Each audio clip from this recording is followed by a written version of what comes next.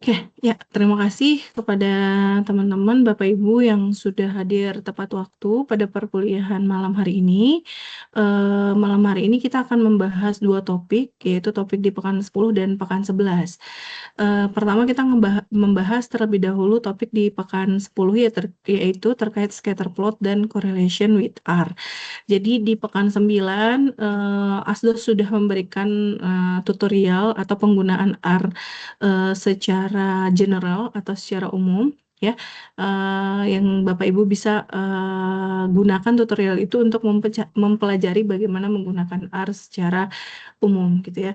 Nah, untuk malam ini kita spesifikkan R itu digunakan untuk bagaimana kita bisa menampilkan scatter plot, correlation, dan nanti untuk di topik pekan 11 yaitu terkait regresi linier seperti itu.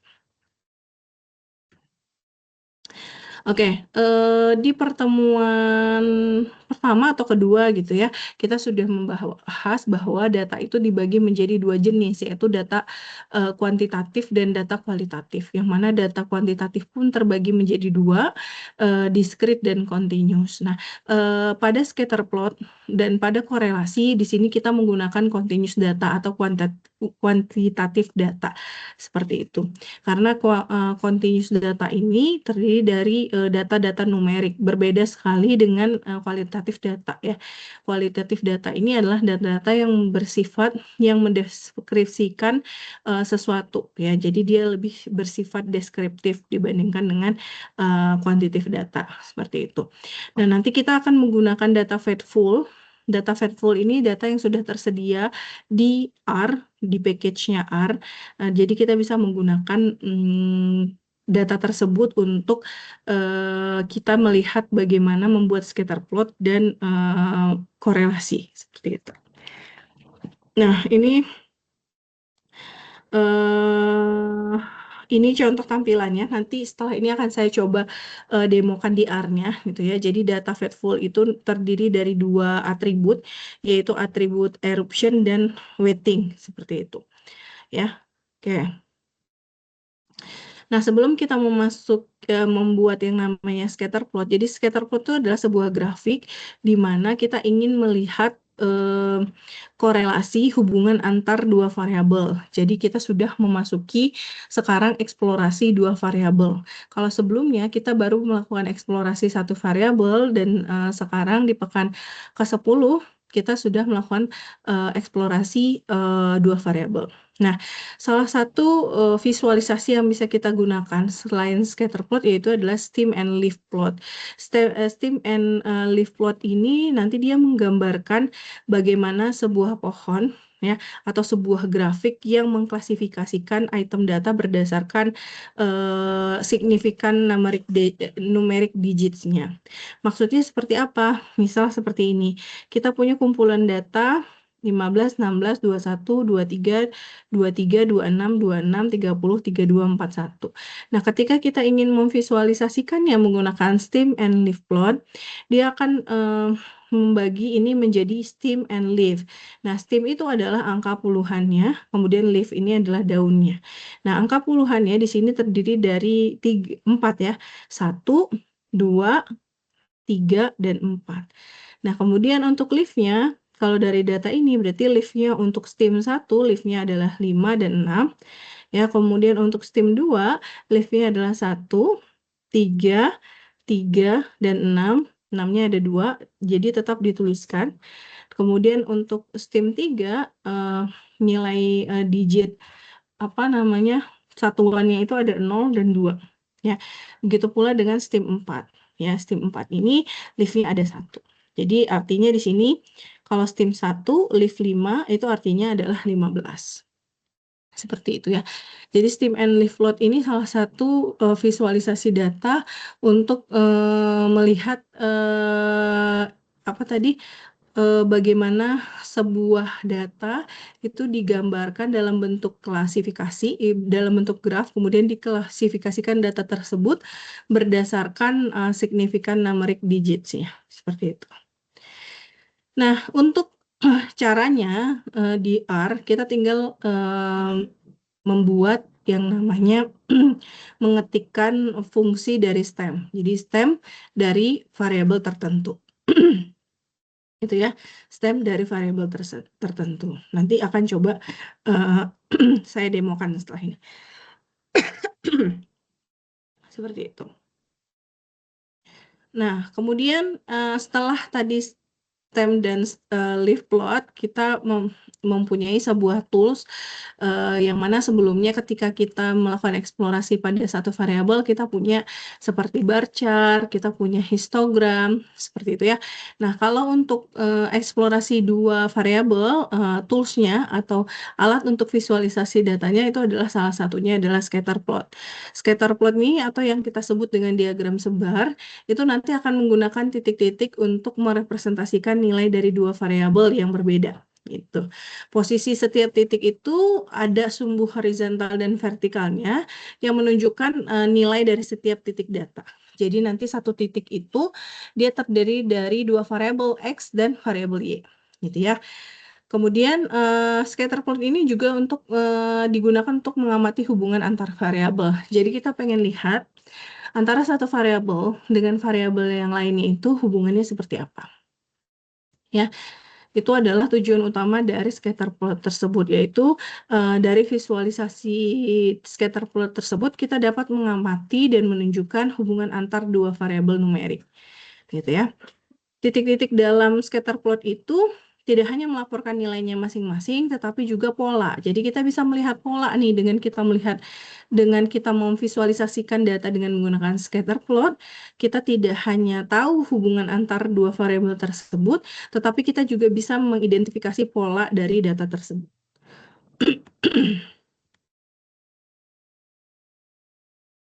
Oke, nah scatter plot di sini coba saya demokan saja dengan menggunakan R-nya ya. Saya share screen dulu.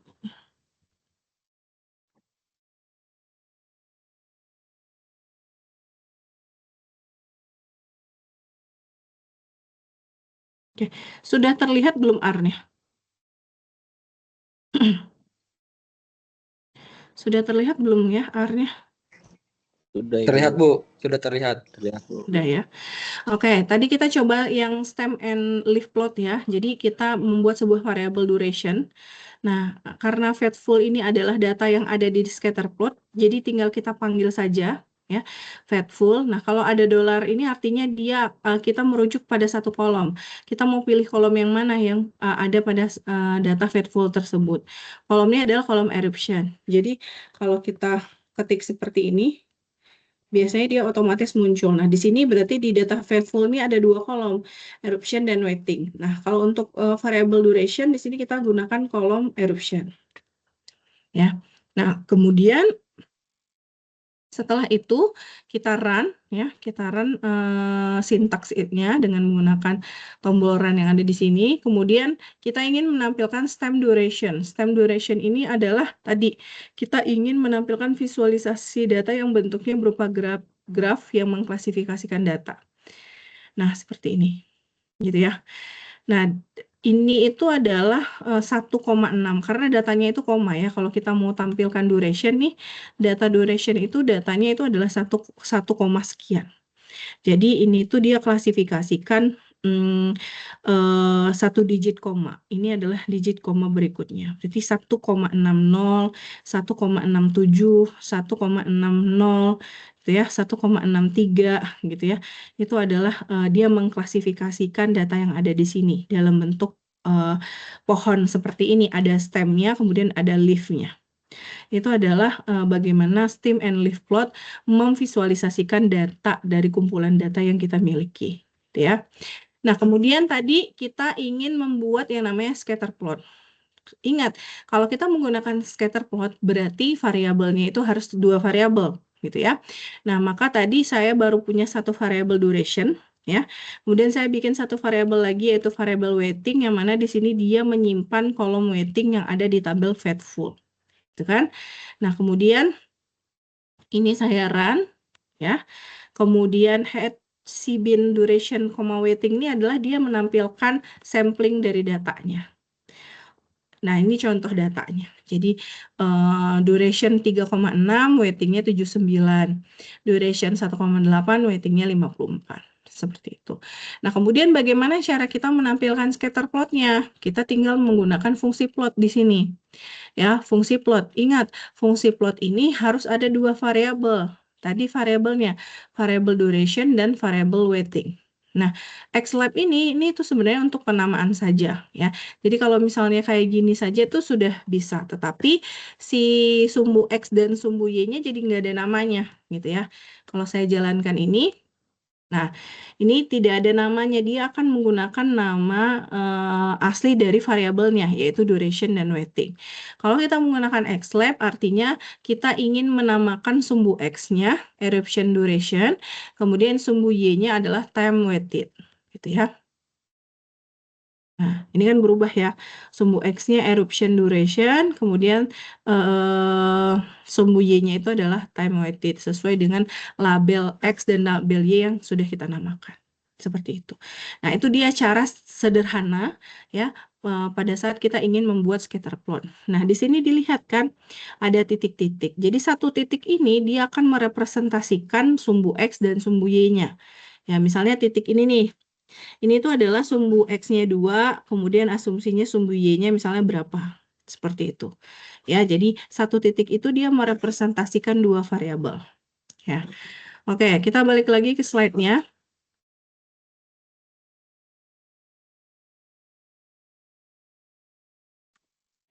Oke, tadi kita sudah coba demokan cara membuat scatter plot yang ada di R. Ya, ini sudah saya demokan juga, akan muncul seperti ini. Ya. Nah, kemudian bagaimana sebenarnya kita membaca scatter plot ini? Oke, sudah kita visualisasikan nih data kita, data dua variabel kita dengan menggunakan scatter plot. Tapi gimana cara kita menganalisisnya? Bagaimana kita bisa mendapat insight dari scatter plot tersebut? Nah, maka di situ kita punya yang namanya korelasi istilahnya. Jadi kalau korelasi itu kita melihat adalah hubungan antar variabel. Ya, bisa dia positif atau dia negatif, atau kuat, atau lemah, atau dia linear atau non-linear. Nah, seperti itu. Ini contohnya. Kalau dari gambar scatter plotnya seperti ini, berarti dia strong, positif, linear. Kalau dia moderat, seperti negatif, linear seperti ini. Nah, kalau gambar itu kan bentuknya terkadang subjektif berdasarkan orang, berdasarkan setiap orang itu kadang suka beda-beda gitu. Maka poin terbaik untuk kita melakukan insight atau mengambil kesimpulan dari scatter plot tersebut adalah kita mencari nilai korelasinya. Ya, kita mencari nilai korelasinya. Misal kalau nilai korelasinya positif, apakah dia termasuk ke korelasi positif atau dia termasuk ke korelasi negatif? Nanti akan kita lihat sama-sama, gitu ya. Nah, di sini dijelaskan bahwa scatter plot juga berguna untuk mengidentifikasi pola tadi ya. Kita bisa tahu trennya atau polanya ya. Kemudian di sini kita dapat membagi titik-titik ke kelompok berdasarkan seberapa rapat kumpulan titik tersebut. Jadi dari scatter plot pun kita juga bisa melihat bahwa ini tuh misalnya satu kelompok, satu clustering gitu ya. Ini juga satu clustering seperti itu. Ya, kemudian apakah terdapat celah yang tidak terduga dari data atau titik-titik outlier? Titik-titik yang menyimpang dari sekumpulan titik yang ada. Kita bisa lihat kan, oh ini adalah titik-titik outlier, titik-titik luar ini, ya. Kemudian hal ini juga berguna jika kita ingin mengelompokkan data ke dalam beberapa bagian, seperti dalam pengembangan persona pengguna. Nah, itu adalah beberapa manfaat scatter plot yang bisa kita gunakan. Nah, tadi kita balik lagi, ini contohnya. Di sini ada sebuah case, di situ dikatakan bahwa apakah benar semakin tinggi pohon maka diameter batangnya semakin besar? Itu pertanyaannya, itu kan? Apakah ada hubungan antar tinggi pohon dan diameter batang? Nah, maka kita tadi bisa menggunakan yang namanya scatter plot untuk menggambarkannya. Ya, ini adalah DBH berarti diameter dari pohonnya, kemudian sumbu Y-nya ini adalah tinggi dari pohonnya. gitu. Nah, seperti ini. Nah, kalau gambar seperti ini kan kita terkadang sulit ya untuk menyimpulkannya. Nah, kita lihat nanti. Bagaimana? Nah, nih di sini. Di sini dia bilang korelasi koefisiennya adalah 0,96. Yang mana artinya kalau 0,96 nilainya positif berarti dia berkorelasi positif. Dan dia mendekati 1 artinya korelasinya positif kuat. Nah, maka pertanyaannya apa itu korelasi? Ya, korelasi tadi sudah saya sedikit spill bahwa korelasi itu adalah dua variabel dikatakan berasosiasi jika variabel yang satu mempengaruhi variabel yang lain. Jadi ada hubungan antara satu variabel dengan variabel yang lain. Kalau dua variabel itu berasosiasi, artinya mereka saling mempengaruhi, ya. Mereka saling mempengaruhi satu sama lain. Nah, untuk melihat ukuran seberapa kuat hubungan antar dua variabel itu, kita punya yang namanya variabel koefisien korelasi. Tadi yang saya bilang, kalau kita cuma melihat gambar saja, gambar itu terkadang subjektif. Dan bisa saja apa yang kita simpulkan itu belum tepat. Tetapi kalau kita menggunakan angka dan angkanya itu punya aturannya, maka kita bisa menyimpulkannya. Nah, angka itu atau variabel itu disebut dengan koefisien korelasi. Gitu ya. Nah, kalau misalnya nanti hasilnya ketika kita sudah mendapatkan hasil koefisien korelasinya, kalau ternyata angka tersebut ternyata artinya adalah variabel itu tidak saling mempengaruhi, artinya dua variabel itu adalah variabel yang saling bebas atau independen, ya. Seperti itu. Jadi di sini korelasi ini bermanfaat untuk mengukur kekuatan asosiasi, ya, kekuatan asosiasi antar dua variabel. Nah, ini contoh definisinya atau pengelompokan koefisien korelasinya. Jadi besaran koefisien korelasi itu rentangnya itu adalah dari +1 sampai dengan -1, gitu ya. Jadi koefisien korelasi ini menunjukkan kekuatan hubungan linear dan arah hubungan dua variabel acak. Ya. Jika nilai korelasinya positif, maka kedua variabel mempunyai hubungan searah. Maksudnya hubungan searah itu adalah jika nilai X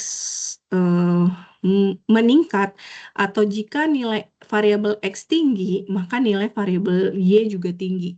Itu yang disebut dengan searah. Kalau nanti hasil koefisien korelasinya adalah positif. Tetapi kalau hasil koefisien korelasinya negatif, dia adalah mempunyai dua variabel tersebut mempunyai dua hubungan terbalik. Artinya kalau nilai variabel X tinggi, maka nilai variabel Y rendah atau sebaliknya. Seperti itu ya. Jadi klasifikasi koefisien korelasi itu dua. Korelasi positif, koefisien korelasi negatif ya. Apakah dia hubungan searah ataupun dia hubungan terbalik. Nah, kemudian di breakdown lagi korelasi positif ini ada yang sempurna, ada yang kuat, ada yang sedang, ada yang lemah dan tidak ada korelasi atau tidak ada pengaruh yang tadi yang saya infokan. Artinya dua variabel itu independen, saling bebas ya. Jadi kalau nilainya adalah nilai koefisien korelasinya adalah 0, itu tidak ada korelasi. Kalau dia 0,5 berarti korelasi positif sedang.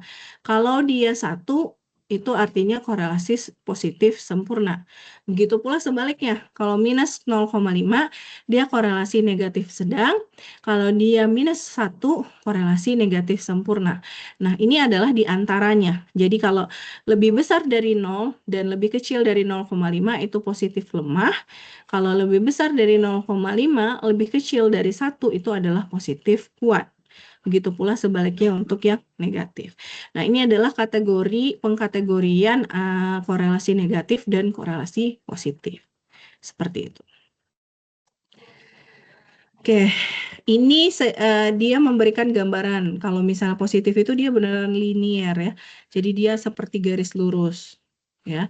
Kalau misalnya dia korelasi positif sebentar ya.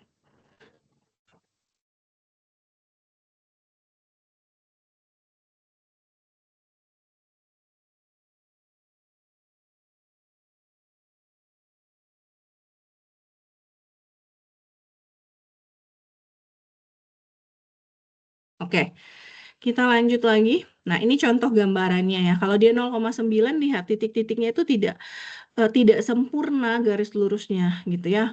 Dia korelasinya positif kuat, tetapi tidak sesempurna kalau nilai korelasinya adalah 1 gitu ya. Begitu pula dengan yang 0,5 itu lebih menyebar lagi ya. Menyebar lagi, apalagi 0. Kalau 0 itu dia bebas ya, tidak saling berketergantungan seperti itu. Kalau negatif dia kebalik ya, trennya itu kebalik tadi karena dia hubungan berbalik ya dibanding kalau yang positif dia hubungan searah, memiliki hubungan yang searah seperti itu ya. Oke, nah ini adalah rumus dari kita menghitung Pearson correlation. Jadi Pearson correlation ini, korelasi Pearson ini digunakan untuk skala pengukuran interval. Sebelumnya teman-teman sudah mempelajari, Bapak Ibu sudah mempelajari skala pengukuran itu ada macam-macam.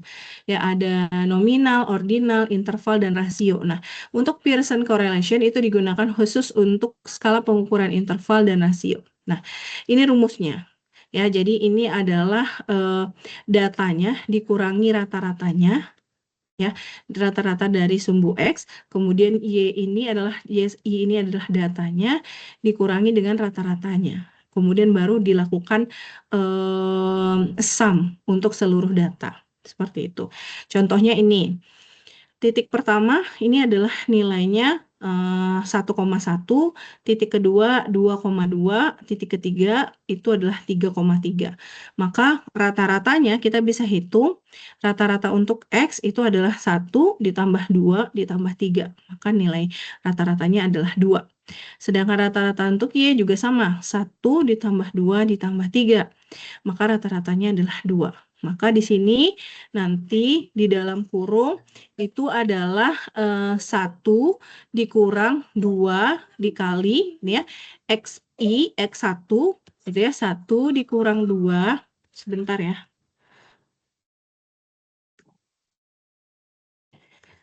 Main.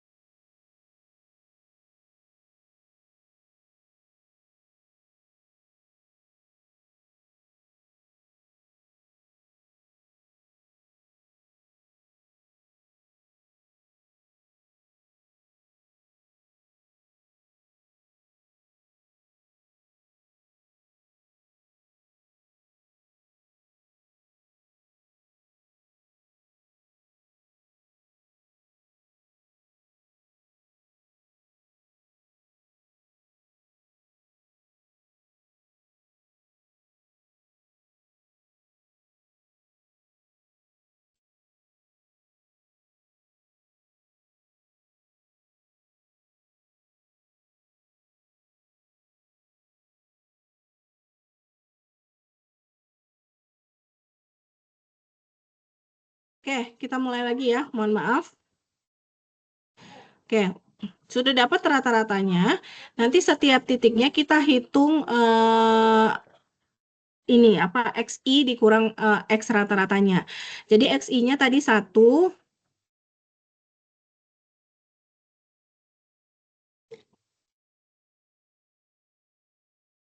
Bentar ya.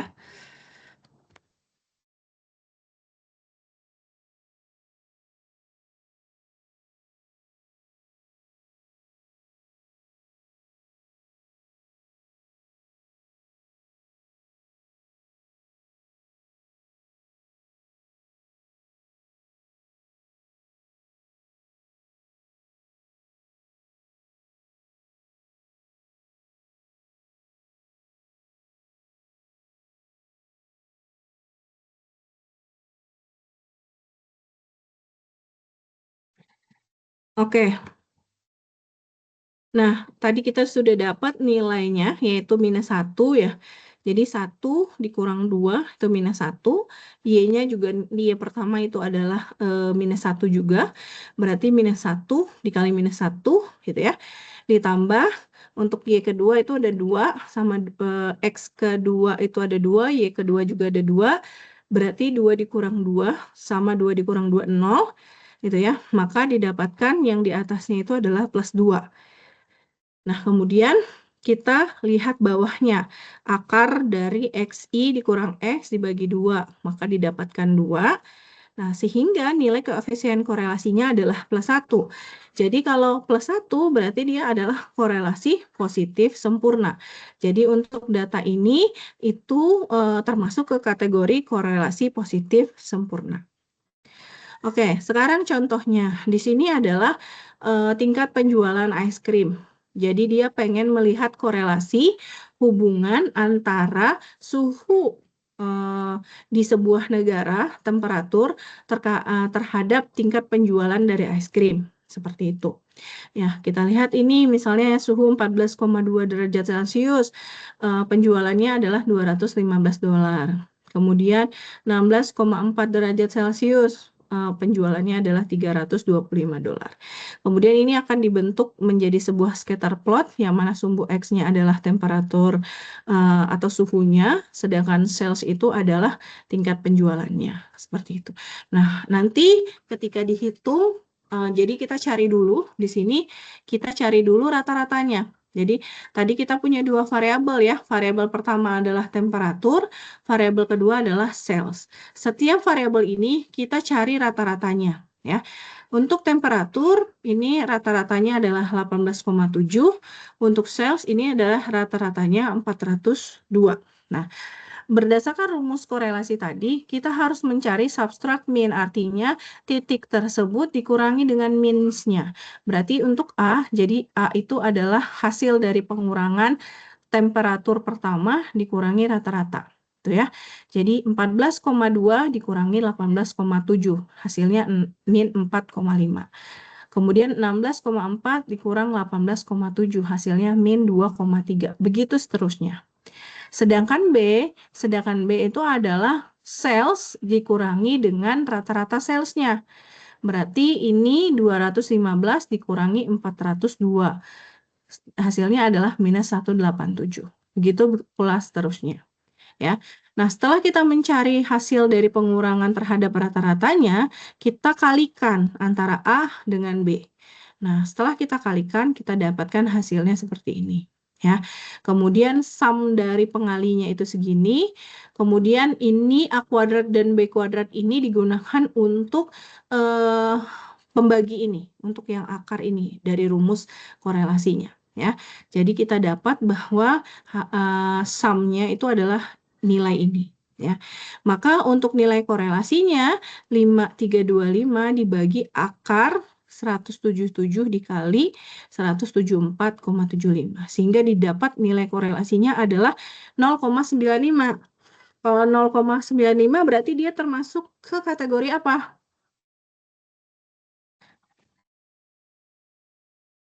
Termasuk ke kategori apa? Korelasi positif, negatif, kuat, sedang, lemah atau apa? Kalau dia 0,95, kalau kita dapat koefisien korelasinya berapa? Ada yang bisa jawab?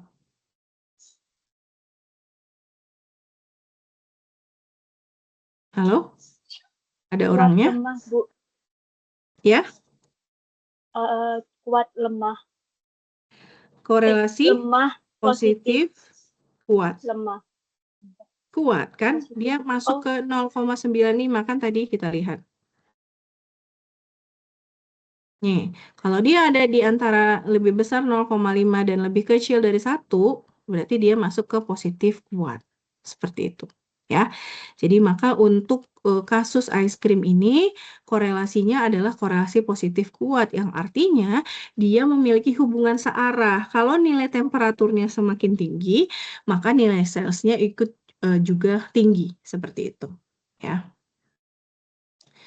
Oke, nah cara menggunakan DR itu sangat mudah gitu ya. Kita tinggal menggunakan fungsi korelasi ya. Ini saya tampilkan DR.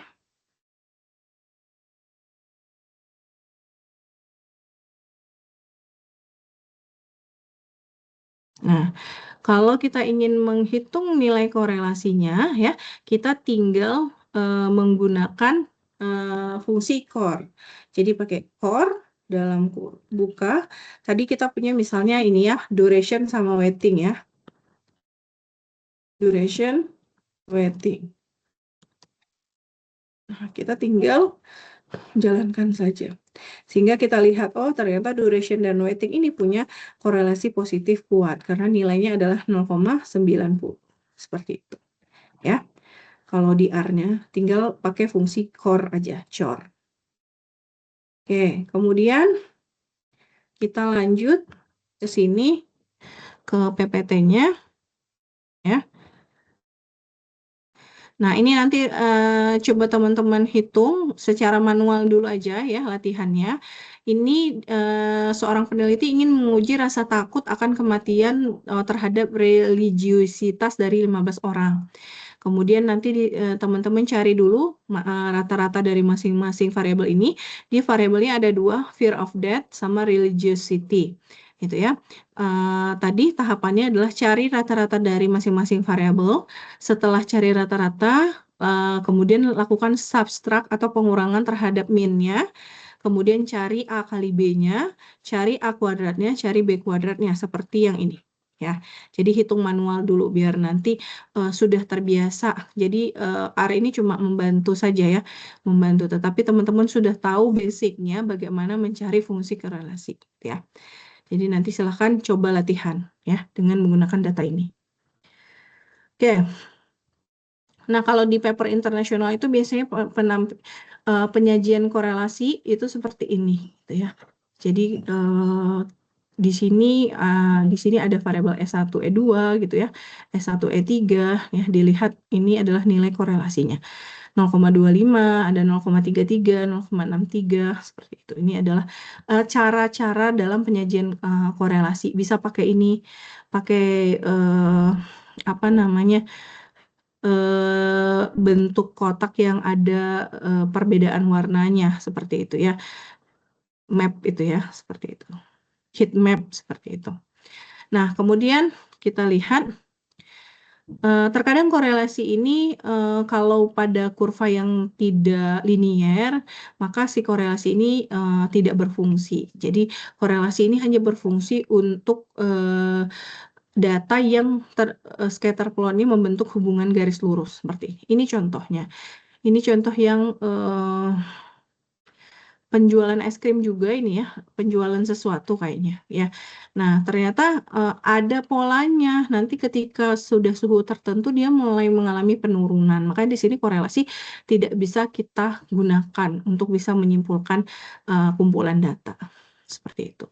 Nah, kemudian korelasi itu bukanlah hubungan sebab akibat. Seperti itu. Kenapa? Karena mungkin saja satu hal itu menyebabkan hal lainnya. Kemudian hal lainnya juga menyebabkan hal yang pertama terjadi, ataupun keduanya mungkin terkait oleh hal yang berbeda, atau mungkin hanya satu kebetulan. Contohnya seperti ini. Kita nggak bisa menyimpulkan bahwa semakin apa namanya, ini kan contoh datanya ini adalah penjualan kacamata dengan penjualan es krim. Kemudian apakah kita bisa menyimpulkan artinya bahwa orang yang menggunakan kacamata make people want ice cream? Belum tentu kan. Jadi dia bukan hubungan sebab akibat. Gitu ya. Jadi korelasi itu bukanlah hubungan sebab akibat. The correlation between sunglass and ice cream sale is high. Dia positif kuat. Tetapi apakah kita bisa menyimpulkan bahwa orang yang menggunakan kacamata itu selalu yang menginginkan es krim? Belum tentu, gitu ya. Itu adalah bukan hubungan sebab akibat. Jadi korelasi itu. Contohnya juga daerah pinggiran kota yang miskin cenderung memiliki polusi yang tinggi. Nah, apakah pertanyaannya benar emang masyarakat miskin menimbulkan polusi? Belum tentu kan, perlu penelitian yang lebih lanjut seperti itu. Kemudian apakah kita bisa menyimpulkan daerah pinggiran kota yang tercemar satu-satunya tempat yang mampu dijangkau oleh orang miskin? Belum tentu juga. Jadi banyak sebab akibatnya seperti itu. Ataupun contoh berikutnya adalah survei terhadap karyawan mendapatkan hasil korelasi positif, yaitu mempelajari kursus eksternal dan cuti sakit. Nah, kemudian kita tidak bisa menyimpulkan apakah belajar itu sehingga membuat orang merasa sakit. Kalau dia korelasi positif kan artinya semakin banyak orang mengikuti kursus, maka semakin banyak orang cuti sakit. gitu kan ya.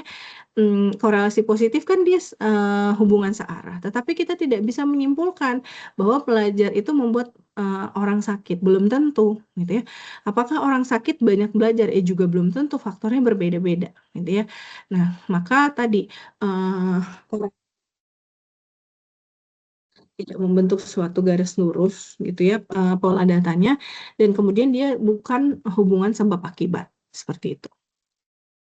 Oke, maka di sini kita bisa menyimpulkan bahwa korelasi person itu biasanya digunakan untuk menentukan hubungan antar dua variabel kontinu, gitu ya. Namun tidak diketahui banyak orang. Korelasi person itu hanya mengukur hubungan linear. Jadi dia kalau hubungan linear itu dia pola dari datanya itu bisa membentuk garis lurus. Kalau non-linear seperti ini, dia bentuknya kurva. Nah, maka kalau dia datanya tren atau polanya seperti kurva ini, itu dia tidak bisa menggunakan korelasi person. Dia menggunakan korelasi Spearman. Jadi biasanya korelasi Spearman ini digunakan untuk data-data ordinal, ya, seperti itu. Ya, jadi jenis korelasi itu nggak hanya Pearson aja, tetapi juga ada Spearman, gitu ya, yang bisa kita gunakan untuk data-data yang non-linear. Oke, untuk tugas ke-10, teman-teman bisa mengerjakan ini, download dulu datanya di sini, gitu ya. Tahun 2018 sampai 2019, nanti teman-teman mencari korelasi antara happiness score dengan healthy life expectancy, berarti korelasinya nanti ada 3. Bagaimana hubungan antara happiness score dengan healthy life expectancy, kemudian bagaimana hubungan antara happiness score dengan GDP per kapita, dan yang terakhir adalah happiness score dengan freedom to make life choice. Yang baru hadir boleh mic-nya boleh di-off-kan dulu. Ini siapa ini yang mic-nya belum off? Ya maaf ya Ibu. Oke. Ini ya, jadi nanti teman-teman bisa menggunakan R, nanti tugasnya tinggal di screenshot aja hasil dari codingan R-nya dan hasil running dari codingannya, seperti itu. Oke, ya, itu untuk topik pekan 10. Ada yang mau ditanyakan terlebih dahulu terkait scatter plot dan korelasi? Jelas? Kalau jelas, kita lanjut ke simple linear regression. Apa itu simple linear regression? Jadi kalau dalam engineering, gitu ya, introduction-nya atau latar belakangnya sebenarnya terdapat 2 jenis aplikasi, yaitu aplikasi yang melakukan analisis tren ataupun yang melakukan pengujian hipotesis. Kalau analisis tren, dia akan melihat tren data tersebut ya berdasarkan titik-titik data yang ada. Sedangkan hipotesis itu akan melihat jarak, dia akan menghitung jarak data sebenarnya dengan model yang dibuat gitu ya antar model matematika dan observasi data. Dia pengen melihat hipotesisnya sudah tepat atau belum.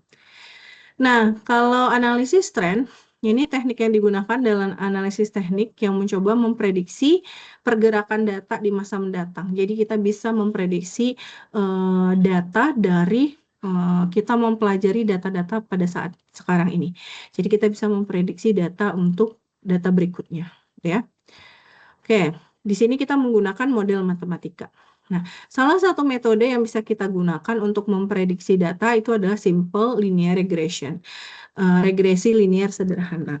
Regresi linear sederhana itu mempunyai pola atau mempunyai rumus seperti ini, Y sama dengan MX ditambah B. Nah, ini mungkin sudah sering teman-teman lihat model yang seperti ini, yang mana B-nya itu merupakan intercept dari line-nya. Biasanya kalau kita punya model Y sama dengan X tambah 2, 2 itu adalah B-nya, M itu adalah kemiringan dari datanya, yaitu kita lihat dari variabel di depan X. Jadi variabel di depan X ini karena ini X, maka M-nya adalah 1, seperti itu. Ya, itu adalah rumus dari simple linear regression. Nah, kenapa kita menyebutnya adalah simple linear regression? Karena di sini kita ingin menghitung tren berdasarkan rumus linear. Jadi kita ingin mengaproksimasi, kita membutuhkan tren data atau kita ingin memprediksi data dari sekumpulan data yang sudah ada. ya. Jadi Y ini adalah respon functionnya, fungsi responnya yang dihasilkan dari koefisien B1 dan B2 gitu ya dari data. Contohnya ini. Jadi kita punya data TV dan sales. Nah, ini ingin melihat gitu ya. Ini itu promosi ya. Jadi ada sebuah perusahaan yang dia membayar lebih untuk mempromosikan produknya di sebuah TV. Dia pengen menganalisis apakah itu mempengaruhi tingkat penjualannya atau tidak. Gitu ya. Sales ini adalah tingkat penjualannya. TV ini adalah uang yang mereka keluarkan, nominal yang mereka keluarkan untuk mempromosikan produknya di sebuah TV. Nah, maka dari dua ini kita harus menentukan dulu mana data prediktornya dan mana data responnya. Jadi kalau data prediktor itu adalah data yang independen, ya, yang digunakan untuk memprediksi variabel respon.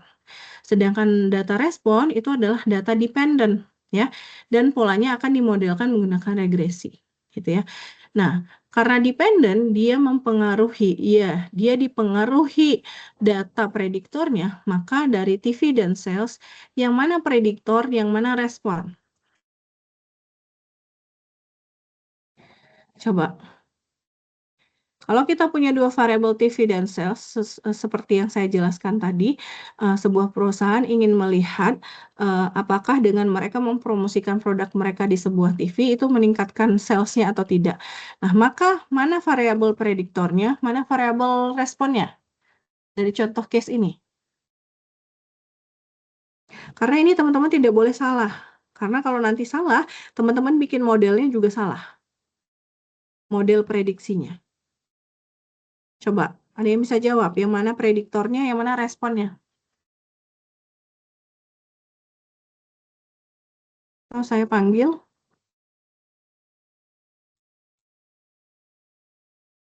salah. Coba Joshua,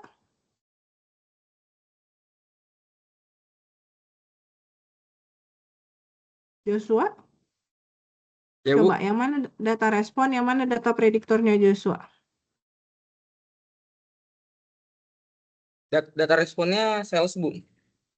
Oke, data responnya adalah sales, kemudian data prediktornya TV TV. ya. Oke, ya benar ya. Kenapa saya harus menanyakan ini? Karena ini wajib harus teman-teman bisa bedakan. Karena kalau teman-teman salah menentukan data prediktor dan respon, maka nanti model simple linear regression yang dihasilkan nanti berbeda dan bisa salah. Akhirnya nanti memprediksi sesuatu yang salah. Maka pahami dulu mana yang menjadi data prediktor dan mana yang menjadi data respon. Ya. Oke, ini ilustrasi sedikit terkait model BI B1X ditambah B0 ditambah E gitu ya. Jadi B0 itu intercepts ya, and the slope green berarti B0 itu ini ya. B0 ini, sedangkan B1 itu adalah ini. Jadi kemiringan dari datanya ya. B1-nya, gradiennya yang tadi M ya. Gradien dari datanya itu adalah B1, sedangkan E itu error. Jarak antara harusnya kalau linear regresi dari data itu ini, kemudian tetapi ada beberapa error, artinya ada beberapa titik yang melenceng dari titik yang seharusnya. Ya. Kalau dia tepat linear regressionnya tidak ada errornya, itu titik-titik itu akan berada di semua yang biru-biru ini. Tetapi kan data kan nggak selalu dia menghasilkan tepat regresi linearnya ya. Bisa aja dia memprediksi berdasarkan pola data yang ada.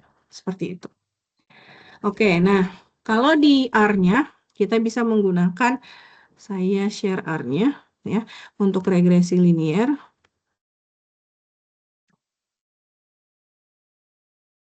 Oke, saya share dulu.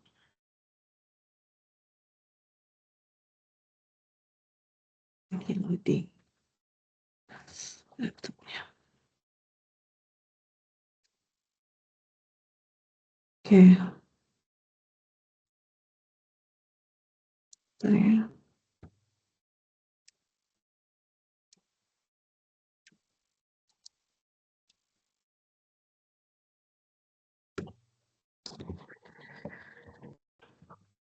Oke, ini. Jadi kita menggunakan dulu sebenarnya Tidyverse dan GGPUBR ini adalah sebuah library untuk visualisasi datanya. Jadi teman-teman cek dulu nanti di package yang sebelah kanan ini, dicek apakah Tidyverse dan library GGPUBR-nya sudah ada atau belum. Kalau misalnya kalau saya ini sudah ada ya, Tidyverse ya. Kemudian GGPUBR-nya juga sudah ada. Nah, kalau misalnya belum, setelah teman-teman cek di package, teman-teman bisa install manual di sini. Nah, cari aja Tidyverse. Nanti dia akan muncul, install dulu ya. Jadi diinstal dulu Tidyverse sama GGPUBR, baru dipanggil. Dipanggil itu kita bisa dua cara, kita tulis library seperti ini, atau kita tinggal centang saja.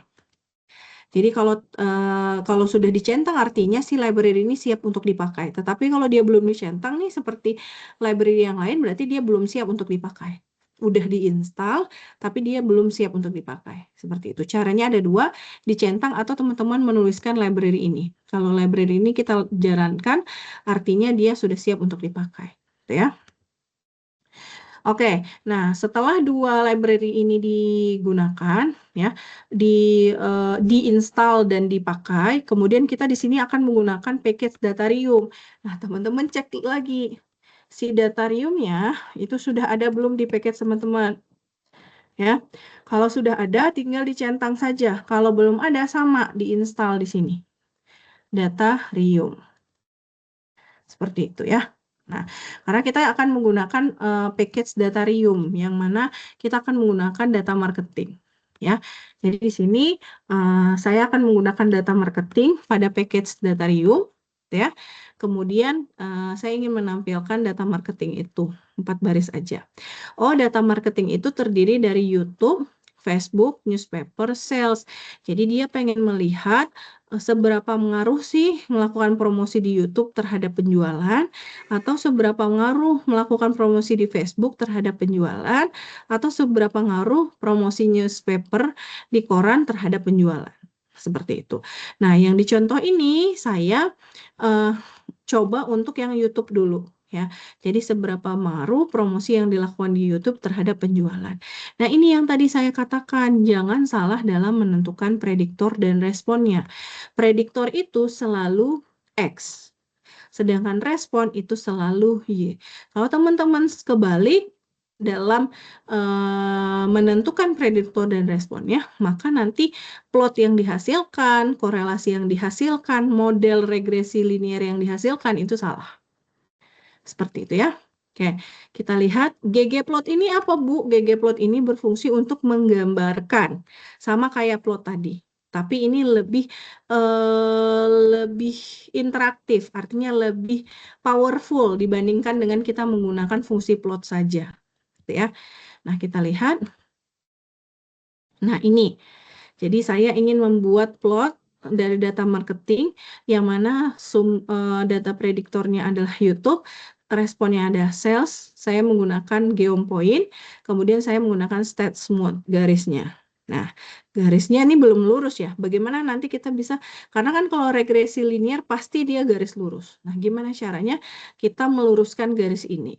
Nah, kita lihat dulu korelasinya antara sales dengan YouTube ya. Korelasinya adalah 0,78 ya. 0,78 itu dia masih termasuk dalam kuat ya, positif kuat seperti itu. Nah, sekarang kita buat modelsnya. Nah, model ini adalah linear model. LM ini adalah linear model. Kemudian ini jangan kebalik. Jadi ini adalah data responnya, ini adalah variabel prediktornya. Jadi jangan kebalik. Sales, kemudian notasi ini YouTube, kemudian dari data marketing. Ini adalah kita membuat modelnya. Ya, maka model yang dihasilkan intercept-nya 8,4, YouTube-nya 0,64. Kalau kita pakai rumus Y sama dengan itu, maka hasil modelnya berapa? Intercept-nya itu adalah tambahnya. Artinya berarti di sini modelnya itu adalah Y, ya. Saya tulis di sini. Y sama dengan 0,04 X tambah 8,439. Nah, ini adalah model yang tadi, karena kita punya, kalau regresi linear itu rumusnya adalah Y sama dengan MX ditambah B. Ya. B1, ini adalah B1-nya, ini adalah B0-nya. Ini adalah intercept, jadi kalau intercept itu berarti plus belakangnya. Kalau dia di bawah YouTube berarti itu pengali dari YouTube-nya, karena X ini adalah YouTube-nya. Ya. X ini adalah YouTube-nya, Y ini adalah sales-nya. Berarti sama kita bilang sales itu bisa diprediksi dari 0,04 YouTube, berapa sih pengeluaran untuk YouTube, ya, ditambah dengan 8,439. Artinya, kita bisa mempredik bahwa kalau kita tidak menganggarkan promosi untuk YouTube, maka sales itu, prediksi dari salesnya itu adalah 8,439. Itu maksudnya, gitu ya. Nah, kalau misalnya YouTube-nya kita alokasikan $10, berarti ini tinggal kali aja 0,04 kali 10 ditambah 8,439. Maka kita bisa memprediksi sales-nya, ya, berdasarkan data ini. Oke, nah sekarang tadi yang saya bilang, si garis ini tuh harusnya lurus, maka di dalam state mode kita tambahkan metodenya adalah linear model. Ya, tinggal kita run. Nah, ini garisnya lurus ya. Jadi untuk meluruskan garisnya di dalam state mode-nya kita tambahkan metode LM ini. Seperti itu. Ini saya bikin komen aja biar nggak error. Ya. Oke.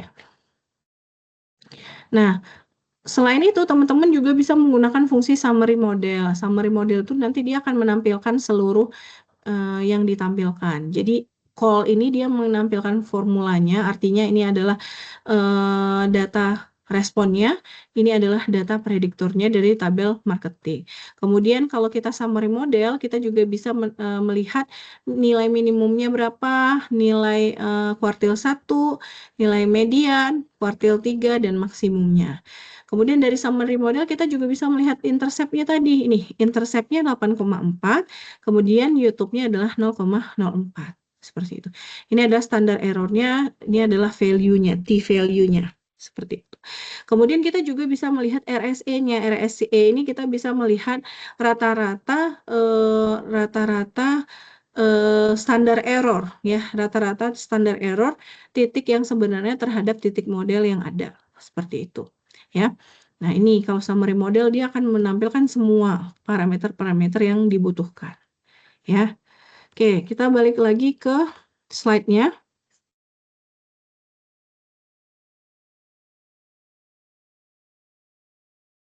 Oke, ini ya tadi yang sudah saya demokan. Nah, ini kalau di dalam state smooth-nya masih kosong, maka garisnya tidak akan lurus. Gitu. Sedangkan regresi linear kita membutuhkan garis yang lurus ya. Nah, ini LM, fungsi LM, gitu ya. Linear model fungsinya, ingat jangan salah menentukan prediktor dan responnya seperti itu. Jadi sales itu ini di depan variabel prediktornya itu adalah B1. Sedangkan di belakang plus itu adalah B0, seperti itu ya. Nah, ini kan dikatakan bahwa the estimated regresi linear regression line-nya itu adalah sales sama dengan 8,44 ditambah 0,48 kali YouTube. Artinya kalau kita tidak mengalokasikan dana untuk YouTube atau YouTube-nya 0, maka sebenarnya dana yang penjualan yang bisa dipredik itu adalah 8,44. Karena ini datanya dia sederhanakan, itu sebenarnya dikali 1.000, $8.440 untuk penjualannya. Penjualan produk tersebut. Seperti itu. Jadi kalau misalnya kita mengalokasikan $1.000 ya untuk mempromosikannya di YouTube, maka dia bisa mempredik bahwa sekitar penjualannya itu adalah 56,44 unit. Seperti itu ya. Oke. Atau $56,4410 gitu ya, karena ini sebenarnya dia sederhanakan ya, dia sederhanakan. Ini tadi kalau kita ingin membentuk garis linearnya, maka di dalam state smooths-nya kita tambahkan metode sama dengan LM. Ya, ini ada summary model tadi yang saya tampilkan, bahwa nanti dia akan menampilkan beberapa parameter call, residual, koefisien, dan residual standard error. Jadi kalau call ini bahwa di sini menyatakan bahwa linear modelnya itu sales-nya ini adalah data respon, YouTube ini adalah data prediktornya. Residualnya akan menampilkan mean, kuartil 1, median, kuartil 3, dan max-nya. Nah, koefisien ini tadi kita bisa membuat intercept sama YouTube-nya, kita bisa membuat modelnya seperti itu. Sedangkan residual standard error di sini digunakan untuk seberapa baik sebenarnya model yang kita bentuk dari data yang ada. Seperti itu ya. Oke. Nah, ini kita menghitung performansi dan hipotesis testing gitu ya. Di sini dinyatakan bahwa H1 B1 sama dengan 0, kemudian H0 ya, hipotesis 0 itu B1 sama dengan 0, hipotesis 1 B1 tidak sama dengan 0 ya. Nah, di sini artinya apakah kalau B1 sama dengan 0 artinya dia memiliki hubungan ya, sedangkan B1 tidak sama dengan 0 itu artinya dia tidak memiliki hubungan antar dua variabel tersebut. Gitu ya. Oke, ini cara menghitung hipotesis testing. Untuk mereject H0 dari hipotesis testing, maka kita harus melihat B1-nya itu sama dengan 0 atau tidak, gitu ya. Kemudian kita cari alfanya ya, dalam memilih alfa untuk mereject H0. H0 ini adalah hipotesis alternatif, H1 itu adalah hipotesis pertama ya. Seperti itu. Jadi kalau kita punya alfanya itu 0,05, 5% ini adalah standar error yang minimum error yang diperbolehkan gitu ya. Nanti kita lihat nilai p-value-nya. Kalau p-value-nya kecil dari alfa, maka kita mereject H0. Sedangkan kebalikannya kalau p-value-nya lebih besar dari alfa, maka kita mereject H1. Oke, itu ya terkait simple regresi linear. Nah, untuk PR pekan 11, teman-teman silahkan cari data di internet, yang mana data di internet itu terdiri dari dua variabel. Di sini teman-teman akan lakukan analisis regresi linear tadi, ya, step by step pada slide sebelumnya. Oke, ada yang ingin ditanyakan terlebih dahulu?